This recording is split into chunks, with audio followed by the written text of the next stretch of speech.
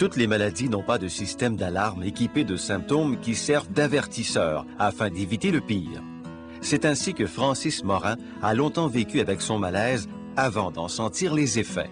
Moi, j'ai connu Francis dans le cadre d'une hospitalisation aux soins intensifs pédiatriques à la demande de son pneumologue qui l'avait vu à la clinique externe.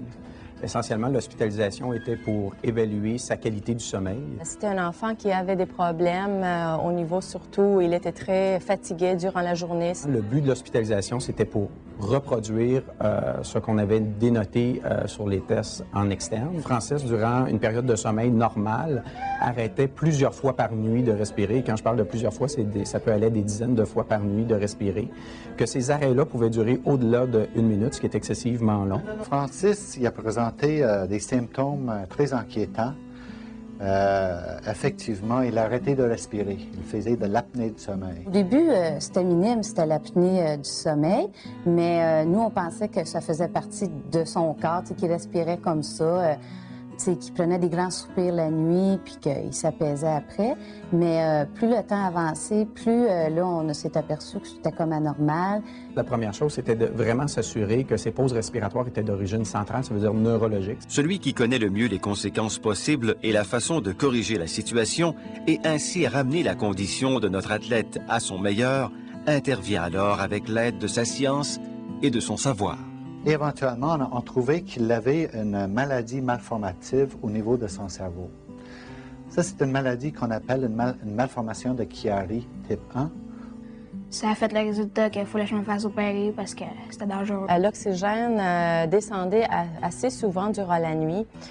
Puis ce que ça fait, c'est ça peut causer un type d'hypertension pulmonaire. Quand je faisais du sport, j'avais mal à la tête, puis j'avais de la misère à respirer.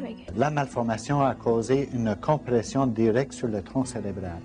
La cause exacte de la malformation n'est pas connue. C'est sûr qu'on a parlé de l'opération, puis des risques qu'il y en avait, puis jusqu'à temps que tout soit fait, c'est inquiétant. C'est une chirurgie qui est effectivement très délicate à cause de la région concernée.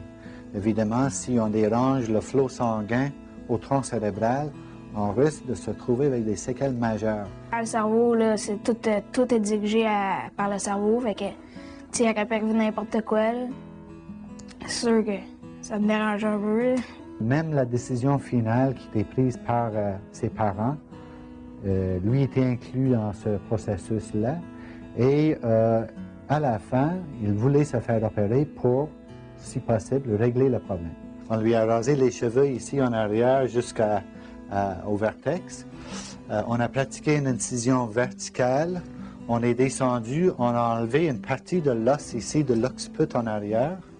On a ouvert les couvercles du cerveau et on a enlevé la partie des amygdales qui descendaient, qui bouchonnaient dans le trou. Les derniers tests qu'ils ont faits après la sortie d'hôpital, tout était très bien. Puis nous, on l'observe encore. Puis ça va bien, on n'entend plus aucune respiration forte.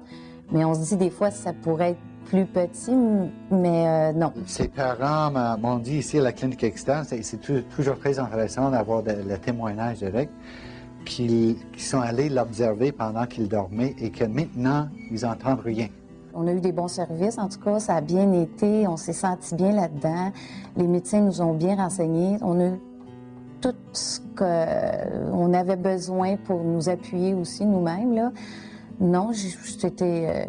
je peux pas dire une bonne expérience parce que on aime mieux être à la maison qu'à l'hôpital, là, mais je dois dire que ça a bien été. Puis on a toujours été quand même assez en confiance avec tout le domaine médical qui nous l'entourage, le médical.